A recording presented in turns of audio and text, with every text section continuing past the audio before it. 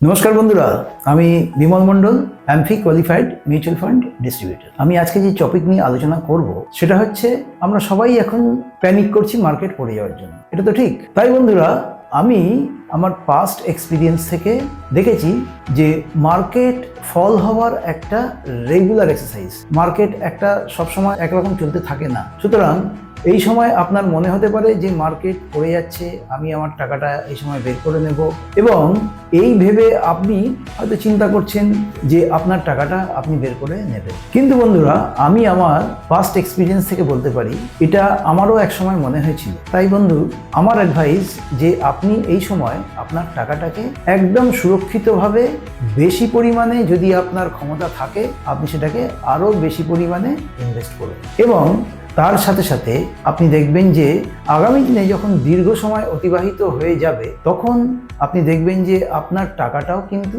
আস্তে আস্তে করে বাড়বে। এবং মার্কেটের এই ফলিংটা হচ্ছে অনেকটা আমাদের শ্বাস প্রশ্বাসের মতো। আমরা যেমন দীর্ঘমেয়াদীভাবে শ্বাস এবং প্রশ্বাস নিই, তেমনই মার্কেটে আপস অ্যান্ড ডাউনস হচ্ছে, এটা রেগুলার এক্সারসাইজ একটা। সুতরাং এখান থেকে আপনি আতঙ্কিত না হয়ে আপনার যে ইনভেস্টমেন্টটা আছে, যদি আপনি এই সময় পারেন আরও একটু বেশি পরিমাণে অ্যাড অন করুন এবং লং টার্মে ইনভেস্টমেন্ট করবার চেষ্টা করুন। কারণ আমরা দেখেছি পূর্ববর্তী সময়ে যে যখন 1999 সালে মার্কেট ফল করেছিল, তখন আবার সেখান থেকে মার্কেট যখন আপস হয়েছিল, প্রায় 2 to 3 টাইমস আপস হয়েছিল। ঠিক একইভাবে 2001 এবং 2007 সালে আমরা যেখানে মার্কেট ফল হয়েছিল, সেখান থেকেও আমরা অনেকটাই আজকের হাইয়ে বসে আছি। এবং আমরা যখন সবচেয়ে বড় লেটেস্ট ডাউনফল দেখলাম 2020 করোনার মধ্যে, সেখানে আমরা দেখেছি যে মার্কেট প্রায় 40% কারেকশন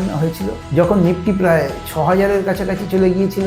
সেখান থেকে কিন্তু আজকে আমরা প্রায় 3 গুণ আপসে বসে আছি। সুতরাং বন্ধু, আমি আপনাদের এইটুকু বলবো যে অযথা ভয় পাবেন না, মার্কেটের সাথে থাকুন।